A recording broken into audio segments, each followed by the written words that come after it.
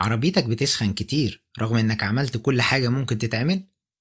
غيرت سرموستات كوعة، حطيت مية خضرة، نظفت وسلكت الراديتير، غيرت غطا القربة، غيرت حساس الحرارة، المراوح سليمة وبتشتغل في ميعادها، المية مش بتنقص، اتأكدت ان العربية مفيهاش جوان وش سلندر، وبعد كل ده برضو لسه بتسخن. زي ما كل قاعدة ليها شواذ، فلكل مشكلة عطل خبيث بيحير أصحابها، ولكن في النهاية بنحاول نوصله عشان ما نلفش كتير ونصرف فلوس كتير على الفاضي. أهلا بيكم في قناة كارشدير، معاكم بسام، والنهاردة نعرف كل حاجة عن طرمبة المية وعلاقتها بارتفاع درجة حرارة المحرك.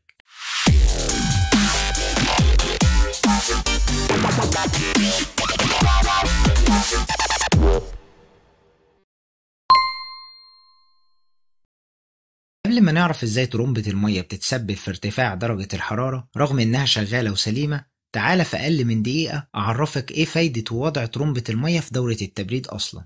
المية بتبقى موجودة في 3 اماكن في العربية، كلهم بيقعوا تحت مسمى دورة التبريد.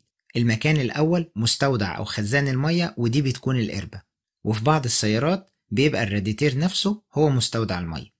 تاني مكان هو بلوك الموتور أو جسم الموتور اللي اتعملت أصلا عشانه دورة التبريد. تالت مكان هو الراديتير، وباختصار المية بتعدي من القربة باردة بتتجه للموتور، تاخد سخونة الموتور وتخرج منه مية سخنة وتدخل على الراديتير، فالراديتير يشتغل كمبادل حراري ويبرد المية ويبعتها باردة تاني من جديد للقربة، وهكذا. ولكن ايه اللي بيحرك الدورة دي كلها أصلا؟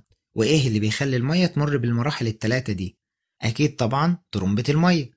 طرمبة المية هي القلب النابض لدورة التبريد كلها، وبيكون مكانها جوه الموتور، وبتستمد حركة دورانها من الموتور نفسه، وبتزيد سرعتها وتقلبها للمية كل ما تزيد عدد لفات الموتور، لأن بوجود المية في القربة والموتور والراديتير بدون تحريكها وتقلبها ملهاش أي قيمة، وده هو دور ومكان طرمبة المية في دورة التبريد.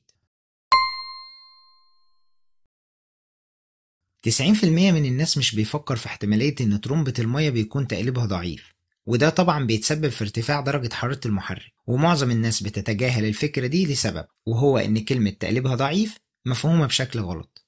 وأنا عارف وسامعك اللي بتسأل دلوقتي وبتقول ما هي الطرمبة لا إما شغالة لا إما مش شغالة، إيه تقليبها ضعيف دي؟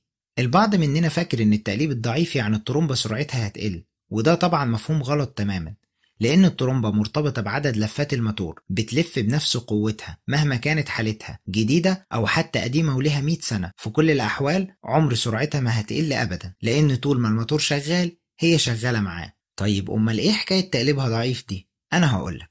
طرمبة المية لو ركزت في تكوينها وشكلها هتلاقيها علشان تقلب المية بيبقى ليها ريش عاملة زي الساقية، كل ما تلف بتاخد كمية من المية في طريقها تنقلها لمكان تاني، ونتيجة الصدأ اللي بيكون في مية الحنفية العادية للأسف الريش بتاعة الطرمبة بتتآكل، وفي الحالة دي مفيش أي مقاومة للمية، ومفيش حاجة تنقل أو تضخ المية من مكانها لباقي دورة التبريد، وده معنى كلمة تقليبها ضعيف. وللأسف العيب ده مش بيبان غير إذا اتفكت الطرمبة من مكانها، ولأن طرمبة المية في معظم العربيات مرتبطة بالموتور وراكبة على سير التقسيمة، وفكها بيحتاج ضبط التقسيمة من جديد، فبالتالي الكل بيهملها وبتبقى آخر حاجة ممكن يفكروا فيها بخصوص سخونة الموتور.